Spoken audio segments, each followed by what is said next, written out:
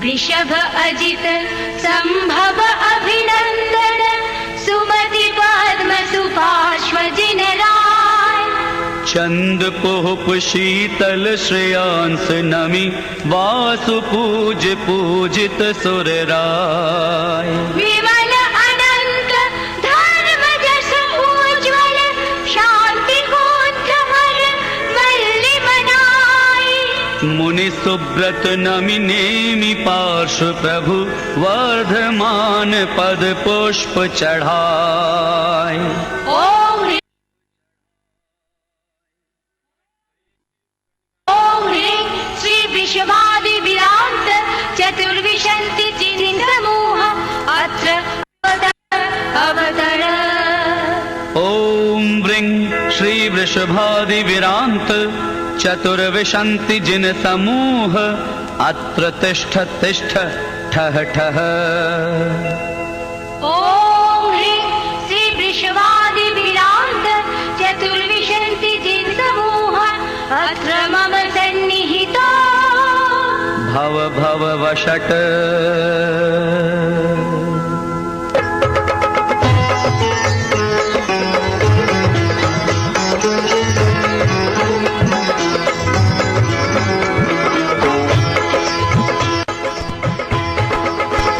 मुनि मन समूज्ज्वल नीर प्रासुक गंध भरा भरी कनक कटोरी धीर दीनी धार धरा। भरी कनक कटोरी धीर दीनी धार धरा। चौबीसों श्री जिन चंद आनंद कंद सही पद जजत भरत भव पंद पावत मोक्ष मही। पद जजत भरत भव पंद पावत मोक्ष मही। ओम वृं श्री वृषभादि विरांतेभ्यो जन्म जरा मृत्यु विनाशनाय जलम निर्वपामीति।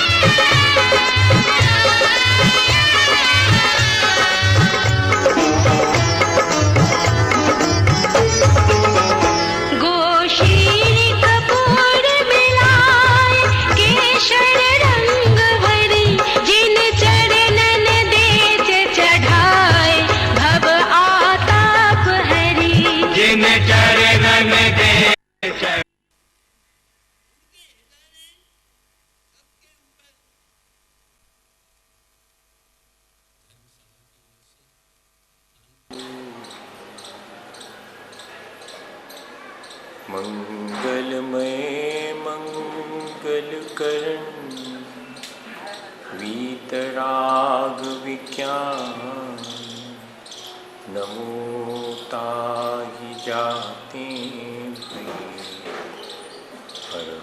हरहंताति महान। जो विद्यादि सागर सुधी जो विद्यादि सागर सुधी गुरु हैं हितैषी शुद्धात्म में निरत नित्य हितोपदेशी।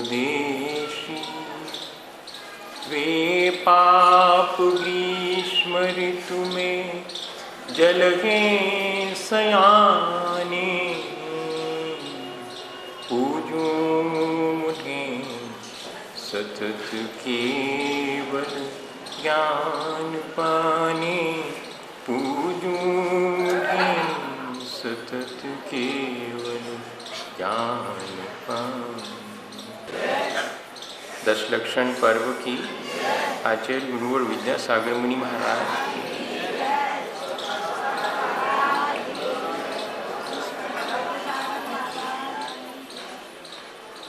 हम मनुष्य की तरह यहाँ इस संसार में अपना जीवन व्यतीत कर रहे हैं। ये हमारे विवेक पर निर्भर है कि हमें कैसा जीना है, क्योंकि हम विवेकवान हैं। दो तरह से हम अपना जीवन जी सकते हैं। यह तो हम अपने आप को इस संसार का केंद्र मान करके ईगोसेंट्रिक होकर के जीना चाहें, सबको अपने मातहत परिधि पर रखें और स्वयं केंद्र में रह करके जीने का प्रयास करें, तो अत्यंत संक्लेश पूर्वक अपने जीवन को भी व्यतीत कर सकते हैं। सो जैसे समुद्र में फेंका गया पत्थर अपनी कठोरतावश समुद्र में पड़ा रह जाता है, वैसे ही इस संसार में हम पड़े रह जाएंगे, संसार का ही अनुभव करेंगे। यदि हम अपने जीवन को जैसे समुद्र के जल में एक बूंद अपना जीवन नष्ट करती हुई मालूम पड़ती है, विलीन होते हुए मालूम पड़ती है, लेकिन वो बूंद समुद्र के जल से मिलकर स्वयं समुद्र का ही एक अंश हो जाती है, या कहें कि वो स्वयं समुद्र के समान विशाल हो सकती है, अगर वो अपने अहंकार को छोड़ करके अहम शून्य हो करके जीवन जिए तो। ऐसे ही हम भी सबके बीच रह करके अहम शून्य हो करके अपना जीवन जी सकते हैं। मैं सबका मालिक हूँ, सब मेरे अनुसार चलें, चाहे परिवार हो, चाहे समाज हो, चाहे देश हो, चाहे सारा विश्व हो। मैं अगर ये भावना अपने भीतर रख के चलूं कि सब कुछ मेरे अनुसार हो, तो बताइए क्या ऐसा संभव है? हमारे अनुसार तो होगा नहीं, वस्तु का परिणमन जैसा है उस अनुसार होगा। सो हम व्यर्थ ही संक्लेश करके अपना जीवन व्यतीत करेंगे। कभी कभार वस्तु का परिणमन हमारे अनुरूप हो गया तो हम अहंकार करके भी अपना संसार ही बढ़ाएंगे। ऐसा विचार करके श्रेष्ठ जीवन तो वही है जो हम अहम शून्य होकर जीते हैं, अपनी मान कषाय को जीतने का प्रयास करते हैं।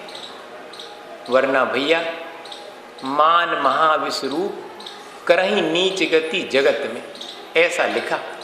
वो पढ़ते हैं, जब पूजा करते हैं तब पढ़ते हैं, बाकी जब अहंकार करते हैं तब भूल जाते हैं कि ऐसा लिखा कि मैं मान कषाय के द्वारा नीच गति में जाऊंगा।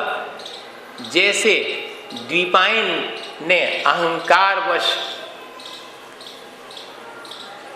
सहन नहीं होने पर क्रोध करके अपना अहित किया, आया तो पहले अहंकार ही कि मेरे पद के अनुरूप उसका अभिनय कर दिया, और अहंकार क्रोध के रूप में आकर बाकी लोगों का अहित हुआ सो हुआ, लेकिन खुद द्वीपायन मुनि महाराज होते हुए भी उनका अहित हुआ।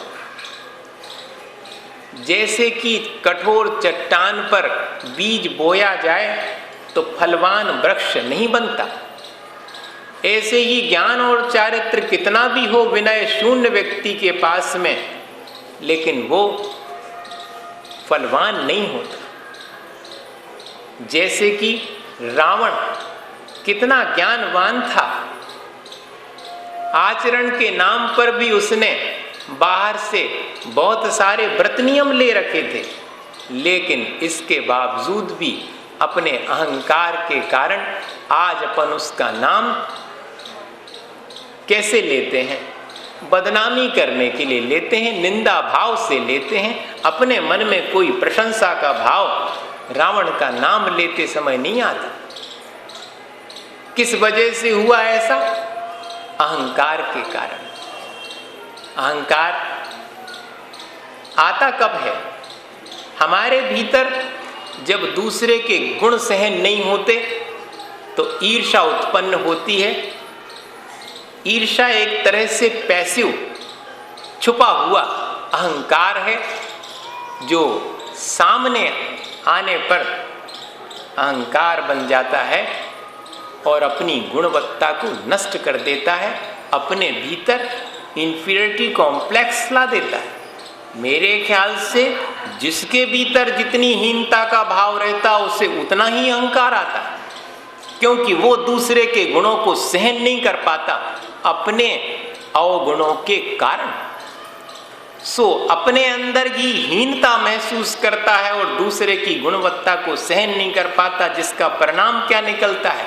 स्वयं अपने भीतर गुणवत्ता का विकास नहीं कर पाता, रिसेप्टिविटी नहीं आ पाती, ग्राहकता उत्पन्न नहीं हो पाती। जैसे कि बरसात में उल्टा कटोरा दिन भर रखा रहे और पानी उस पर गिरता रहे लेकिन एक बूंद भी पानी उसके भीतर प्रवेश नहीं करता, ऐसे ही इस संसार में दूसरे के गुणों से ईर्ष्या करके अहंकारी व्यक्ति स्वयं अपने भीतर उन गुणों को चाहते हुए भी ला नहीं पाता है, क्योंकि गुण को ग्रहण करने की उसके अंदर भावना ही नहीं है। गुणों को क्रिटिसाइज करने की, उनका अपमान करने की उसके अंदर निरंतर भावना जो उसके गुणों का ही घात करती है, बनी रहती है।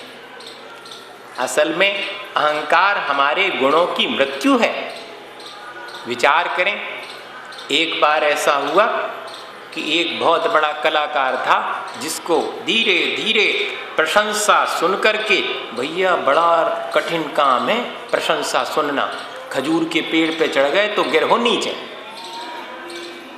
प्रशंसा सुनते सुनते उस कलाकार को अहंकार आ गया कि मैं तो बहुत पहुंचा हुआ कलाकार हूं। एक दिन उसने सोचा कि मैं तो मृत्यु को भी जीत लूंगा। कैसे जीतूंगा?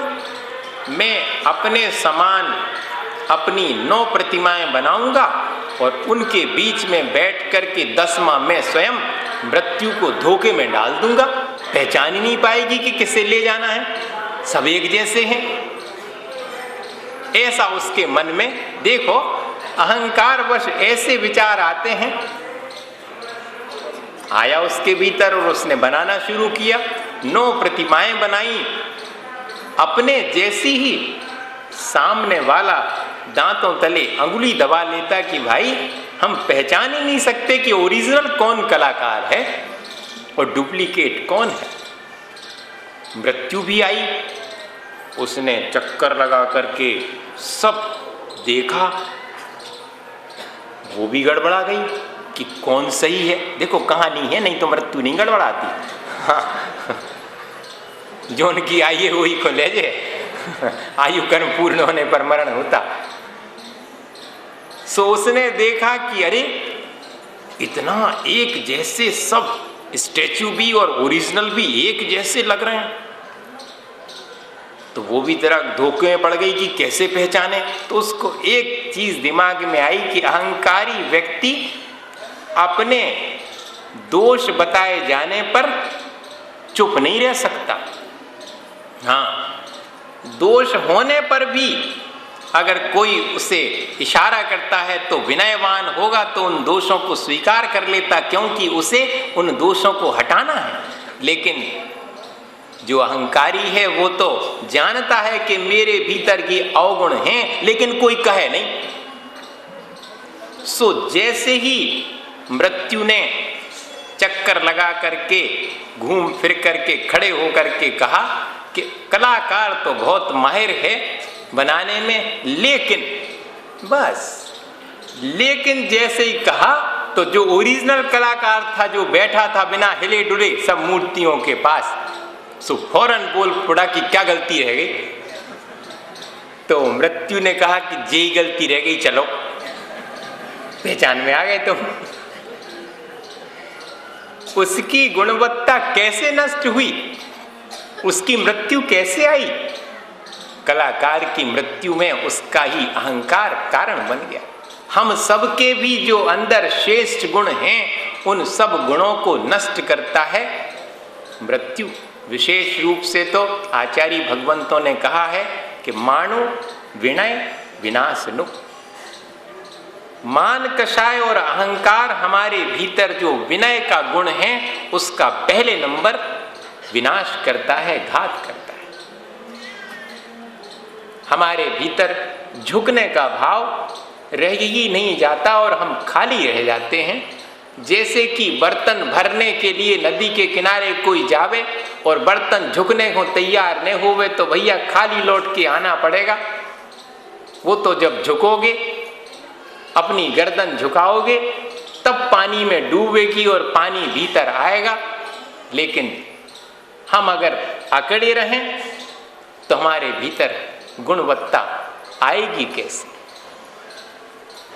हर व्यक्ति गलतियां करता है, एरर इज द ह्यूमन लिखा हुआ है, लेकिन to confess to forgive is the divine. अगर मैं अपनी भूलों को कोई बताए तो स्वीकार कर लूं, और अपने से कोई भूल हो जाए तो उसे कन्फेस करूं, उसके लिए अपराध बोध महसूस करूं और दूसरे की गलतियों को विनय पूर्वक भूल जाऊं। दूसरा तो कहे कि भैया मेरी गलती हो गई और हमारे मुंह से निकले कोई बात नहीं। ऐसी हम उस जगह होते तो हमसे भी हो सकती थी, आपसे कोई विशेष, आप सुधारिएगा उसको। ऐसे विनय पूर्वक और अहंकार पूर्वक। अगर अहंकारी होगा और उसके सामने कोई विनय पूर्वक अपनी गलती सुधार ले के लिए कहे, कहना मत भूल करके। वो आपकी गलती जान करके आपके वीक पॉइंट को फिर इमोशनल ब्लैकमेलिंग करेगा। वो दुखती रग पर हाथ रखेगा। जैसे कि आज संसार में अपन महसूस कर रहे हैं कि अपने भीतर अगर कोई कमजोरी है, किसी व्यक्ति को मालूम पड़ जाए और वो अहंकारी हो तो उस गलती को लेकर के तिरस्कार करेगा। अपन धर्म और धर्मात्मा का इसी तरह तिरस्कार करते हैं। थोड़ी बहुत अगर गलतियां सबके भीतर हैं, सो अगर मालूम पड़ जाती है तब उस व्यक्ति को सहन नहीं कर पाते, उसके सारे गुणों को एक तरफ रख देंगे, उसके एक अवगुण को ही इतना अधिक विस्तार करेंगे कि सारे गुण उस अवगुण में ढक जाएं। होना तो एक ये चाहिए कि जितने अवगुण हैं वे सब एक गुण हो अगर, और उसको इतना विस्तार करें कि सारे अवगुण ढक जाएं और एक गुण अपने भीतर जो दिखाई पड़ रहा है दूसरे का वही हमारे भीतर भी आवे।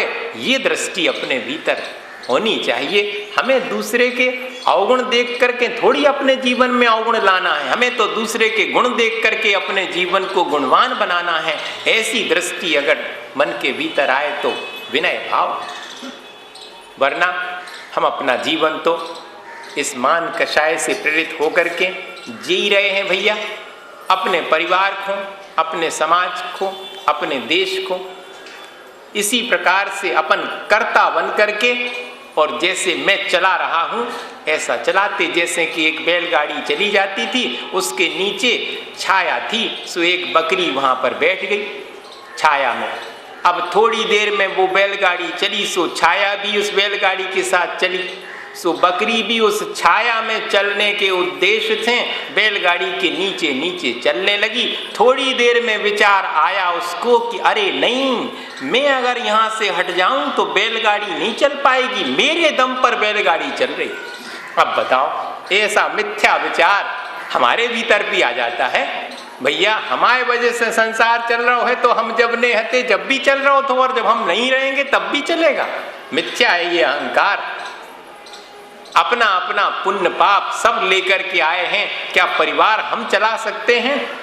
क्या देश हम चला सकते? क्या समाज हम चला सकते? ऐसा भाव अपने भीतर आवे। हम तो सिर्फ अपने जीवन को ही विनयवान बना करके और गुणों से युक्त कर सकते। हम किसी के लिए यहाँ पर कर्ता बन करके और कुछ उपकार करना चाहें या अपकार करना चाहें तो निमित्त बन सकते हैं, लेकिन हम उपकार और अपकार तो उसके पुण्य और पाप के उदय नहीं कर सकते। ऐसा विनय भाव अपने भीतर आवे।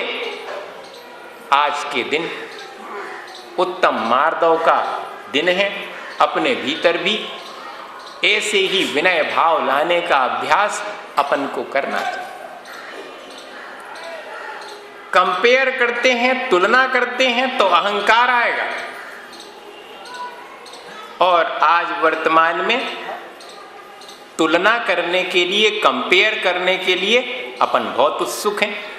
हर चीज का, व्यक्ति का, वस्तु का, वस्तु की तुलना सो ठीक है, लेकिन व्यक्ति की भी अपन गुणवत्ता की अपेक्षा से तुलना करते नहीं। अपना क्राइटेरिया तुलना करने का अपने मन का बनाते हैं। किसी व्यक्ति के बड़े और छोटे होने की तुलना आप कैसे कर सकते हैं? उसके गुणों के आधार पर करें तो ठीक है, लेकिन हम अपने स्वार्थ के आधार पर बड़े और छोटे की कल्पना कर लेते हैं। यही हमारा अहंकार है, क्योंकि जिससे हमारा स्वार्थ सद रहा है उसे बड़ा साबित करके हम अपने स्वार्थ को पुष्ट कर लेते हैं। जो जितना फलवान है, जो जितना उदार है, विशाल हृदय जिसका है, वो उतना बड़ा है। देखो कितना ऊंचा होता है खजूर का पेड़, लेकिन फल लागे अति दूर। बड़ी मुश्किल में फल लगते हैं और वो भी अपनी अप्रोच से बाहर रहते हैं। भले ही कहने को ऊंचा है। बड़े होने का अर्थ जो झुक करके आपसे मिला होगा, मानिए वो आपसे बड़ा रहा होगा। यह हरिवंश राय बच्चन ने लिखा। देखो अगर विचार करो तो जो जितना ऊंचा होगा उसको नीचे व्यक्ति से झुक कर कहीं मिलना पड़ेगा प्रणाम करने के लिए। सो ये तो है ही। और अगर गुणों में कोई बड़ा है तो वो भी अपने से कम गुणों वाले के प्रति भी दया का भाव रखेगा, विनय का भाव रखेगा। अपन करते नहीं है ऐसा। अपन अपने को बड़ा मान लेते और दूसरे को छोटा। छोटे बच्चे हैं, अरे भाई उनका भी तो सम्मान है। आप उनसे तू करके बोलेंगे, वो भी आपसे तू करके बोलेंगे। और अगर आप उनसे जी करके बोलेंगे, वो भी आपसे जी करके बोलेंगे। और आप करके बोलेंगे तो आपसे भी उत्तर में वो आप ही कहेंगे, तुम कहाँ जा रहे, तू कहाँ जा रहा है। ऐसे तू तड़ाक की भाषा बोलते हैं अपन अहंकार वश। कहते जरूर हैं कि हम तो प्रेम की भाषा बोल रहे हैं। अरे नहीं भैया, वाणी से मालूम पड़ जाता है कि आपके भीतर कौन से भाव हैं। अपन दूसरे के सम्मान की रक्षा नहीं करते हैं तो मानिए अपने भीतर भी विनय का भाव आ नहीं पाएगा। एक तो धर्मात्मा का तिरस्कार नहीं करना तो अपने भीतर विनय आएगी, और दूसरे किसी के सम्मान के लिए कभी पीछे नहीं हटना, सम्मान करने में उसके सम्मान के लिए उत्सुक रहना। एक गुण भी उसके भीतर है तो उसका भी सम्मान हो, मेरे से छोटा नहीं है, ऐसा विचार विनयवान के ही आता है। भगवान के गुणों का गान करता रहता है, भगवान की भक्ति करता है जो विनयवान होता है। ईश वंदना, क्योंकि और तो किसी की प्रशंसा अपन कर नहीं सकते। सो अपने भीतर प्रशंसा का भाव किसके प्रति आता? भगवान के प्रति। चलो भैया भगवान की ही प्रशंसा करो, भगवान के ही गुणगान करो। उससे तुम्हारे भीतर धीरे धीरे मान कषाय हटेगी और विनय भाव आएगा। सो आज तो भगवान के प्रति कर रहे हो, कल के दिन प्राणी मात्र के प्रति विनय का भाव धारण करना। ऐसा अपने भीतर भाव आवे तब विनय धर्म या मार्दव धर्म अपने भीतर आया। ऐसा अपन अपने अभ्यास से निर्णय ले सकेंगे, वरना तो जिंदगी हो गई पर्यूषण पर्व पर हमेशा मार्दव धर्म आता है। अपन वचन का भी सुन लेते हैं और प्रवचन भी सुन ले, तो सांस्कृतिक कार्यक्रम कर नहीं पा रहे, नहीं तो खूब सांस्कृतिक कार्यक्रम करते। हैं, सो सांस्कृतिक कार्यक्रमों के नाम पर अब संस्कृति का पोषण करते, ऑर्केस्ट्रा बजता फिल्मी तर्जों पर और खूब गेट टुगेदर आते, बहुत सारे लोग, छतें भर जाती पूरी। काय के लिए आए? वीतरागता के लिए नहीं आए, मेरे राग रंग के लिए मैं आया हूं। यहां पर आपस में एक दूसरे से मिलना जुलना हो जाएगा, गेट टुगेदर। विचार करो, क्या हम ऐसे में मृदुता धर्म को अपने जीवन में अंगीकार कर पाएंगे? ऐसे तो हमने इतने पर्यूषण कर लिए, हमने कभी अपने जीवन में कठोरता का त्याग करने और मृदुता को स्वीकार करने का भाव ही नहीं किया। दूसरे के द्वारा किए गए उपकारों के प्रति अपन ने कभी कृतज्ञता व्यक्त ही नहीं की। अपने को विचार आना चाहिए कि देखो, इतने बढ़िया से अपन को सुनने मिल रहा है, माइक जिसने इंतजाम किया है उसके लिए धन्यवाद। नहीं, हमने तो पैसा दिए हैं, जब तो लगाओ उन्हें। ये भैया, सब चीजें पैसा से नहीं होती, भावना से होती, प्रेम से होती। अपने भीतर धन्यवाद का भाव तो आना ही चाहिए। पेंडाल जिसने लगाया, जिसके नीचे बैठ करके मैं आराम से अपना धर्म ध्यान करता हूं, इतनी द्रव्य धो करके मेरे लिए रखी मैं पूजा तब तो कर पा रहा हूं। ऐसा एक एक काम के लिए अपने भीतर उपकार का भाव आ जावे तो देखिए कितनी कृतज्ञता आने से अपनी तो गुणवत्ता ही बढ़ गई, अपना कुछ घाटा नहीं हुआ। कृतज्ञता नाम का गुण और मृदुता अपने भीतर आपो आप दूसरे का उपकार स्वीकार करने से आ गई। सबसे ज्यादा तो जीवन में उपकार है माँ का, और मोक्ष मार्ग में सबसे ज्यादा उपकार है गुरुजनों का और जिनवाणी माँ का। देखो, माँ अगर कुछ काम कर रही हो नीचे और भैया जी ऊपर छोटी सी पट्टी पे पतंग लेके दौड़ रहे या पतंग लेने के लिए दौड़ रहे, तो किसकी छाती धड़कती है? भैया जी की छाती धड़कती है।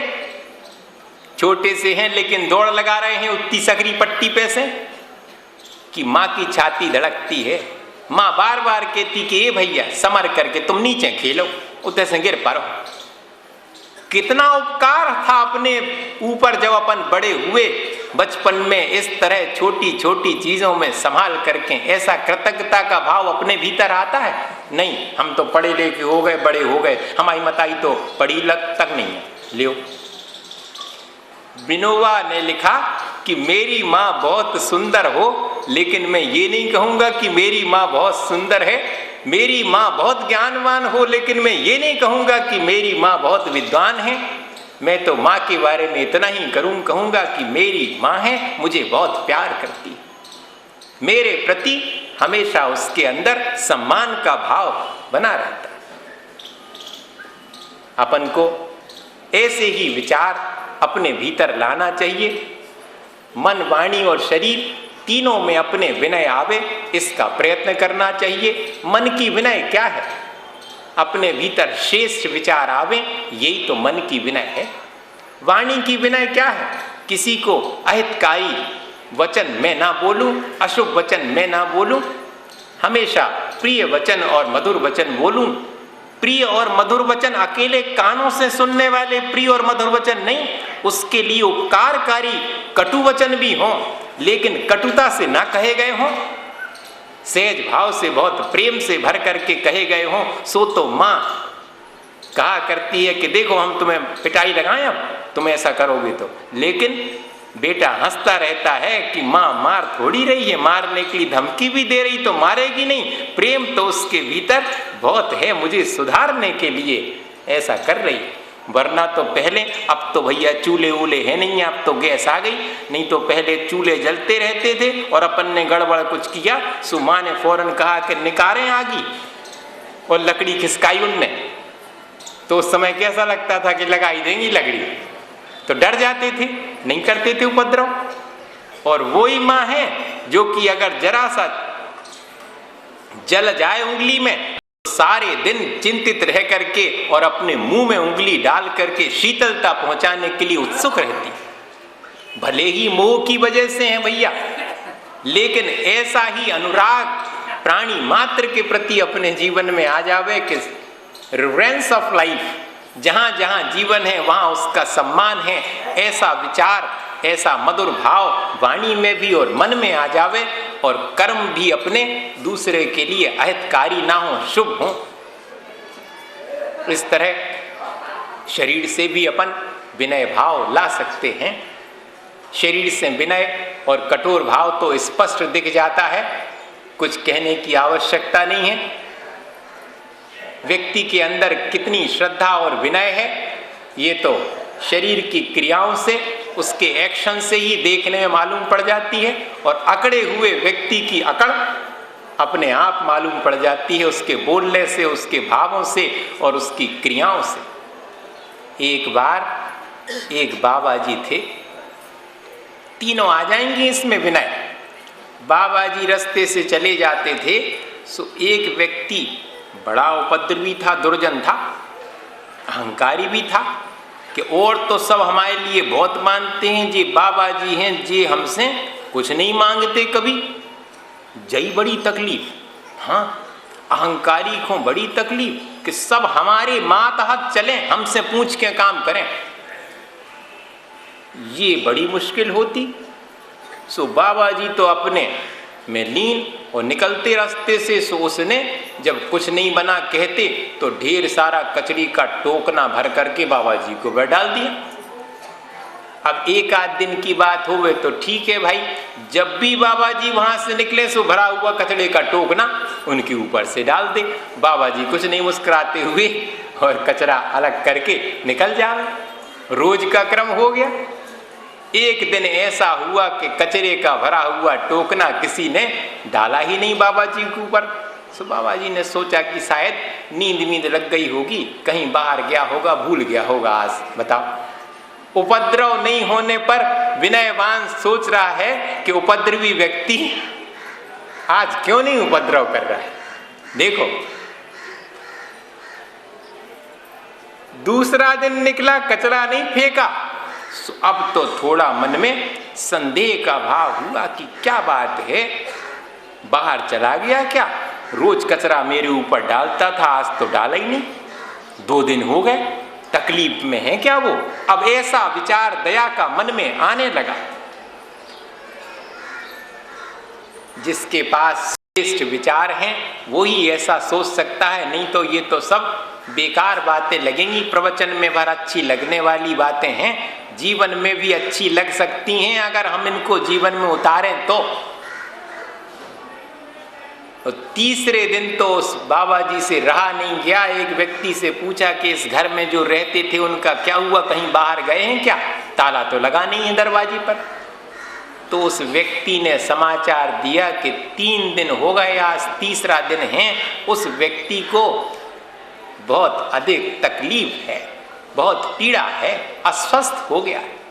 बस इतना सुनना था और बाबा जी दरवाजा खोल करके ऊपर पहुंच गए और उस व्यक्ति का स्वास्थ्य पूछने लगे। वो तो घबरा गया कि एक तो वैसे ही मैं अस्वस्थ हूँ और बाबा जी मारपीट करने ना आए हूँ, मैं तो रोज इनके ऊपर कचरा फेंकता हूँ, अब आज अपनी सबरी हिसाब चुका सकते हैं, मैं तो अस्वस्थ हूँ। देखो, एक ना एक दिन तो अहंकारी को भी, उपद्रव करने वाले को भी विपत्ति का सामना करना पड़ता। ऐसे धोखे में ना रहें अपन कि मैं अपने अहंकार से सारी दुनिया जीत लूंगा। अरे नहीं भैया, जिसने अहंकार किया वो पैरों के नीचे कुचल गया, उस पर से लोग निकल गए। उस व्यक्ति ने ऐसा विचार किया कि मेरा उपद्रव ना हो जाए, लेकिन बाबा जी वहीं पर पलंग के पास बैठ गए हैं और प्रार्थना कर रहे हैं, काहे कि इस व्यक्ति का स्वास्थ्य जल्दी से ठीक हो जाए। ऐसी दुआ भगवान से मांग रहे हैं, प्रार्थना कर रहे हैं। उस व्यक्ति के तो आंसू आ गए, गदगद हो गया वो कि मैंने तो आपका इतने दिनों तक कचरा फेंक करके असम्मान ही किया, तिरस्कार ही किया, लेकिन आप मेरे स्वास्थ्य के लिए प्रार्थना कर रहे हैं। अद्भुत है। श्रेष्ठ विचार श्रेष्ठ वाणी और श्रेष्ठ कर्म, यही हमारे जीवन में विनय ला सकते हैं। भैया अपन जो है अपने मन वचन काया में जितना जिससे बने एकदम तो आहे ने 100%। अपन तो ये सोच के चल रहे कि मैं तो अभ्यास करूंगा, 0.1% भी मेरे भीतर तीनों चीजों में अगर विनय आती है तो मेरा 10 लक्षण में आमार्दव धर्म मनाना सार्थक हो गया। और अगर मेरे जीवन में जो अकड़ है, जो कठोरता है, वो जरा भी परिवर्तन नहीं होती तो मुझे अभी अभ्यास और करना पड़ेगा। ऐसा विचार करके अपन मृदुता का और विनय का अभ्यास करें, जिससे कि हमारे भीतर भी विनय का भाव मन वचन काया में आवे और हम भी अपने जीवन को अच्छा बनाएं। बोलिए आचार्य गुरुवर विद्यासागर। हे गुरुवर शाश्वत सुख दर्शक, यग नग्न स्वरूप तुम्हारा है। जग की नश्वरता का सच्चा दिग दर्शन करने वाला है।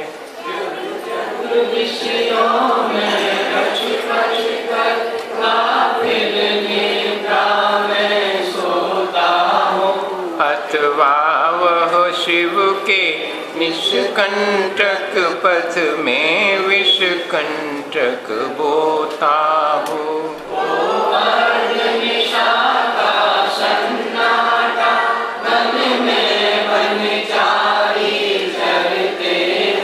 तब शांत निराकुल मानस तुम तत्वों का चिंतन करते हो।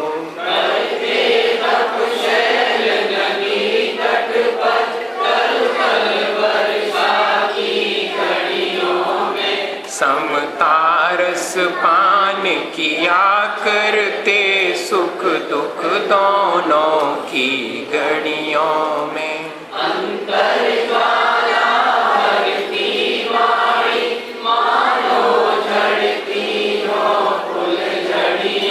भवबंधन तड़ तड़ टूट पड़े, खिल जावे अंतर की कलियां।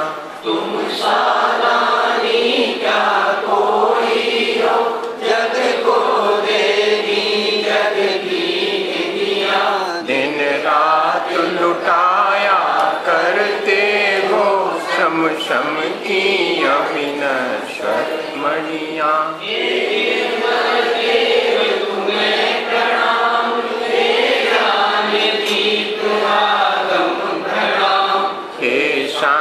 त्याग के मूर्तिमान शिव पथ पंथी गुरुवर प्रणाम। चंदन तंदुल पुष्प से सरस्वती धवल मंगल गान रवा कुले, जिन ग्रहे निराज मगम यजे। ओम ह्रीं आचार्य श्री विद्यासागर महाराज, मुंशी समाचार्य महाराज, मुंशी भक्सावली महाराज के चरण कमलों में स्वामी की स्वाहा। मिथ्यात्व आपा पर बास वेको भानु सेवकानी है।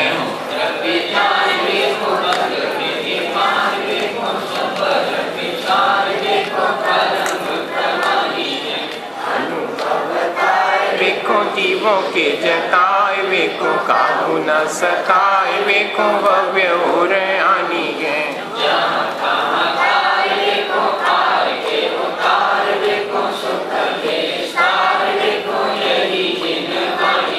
जावाणी के ज्ञान दे सूझे लोकालोक, सुवाणी मस्तक नमो सदा दे तुम।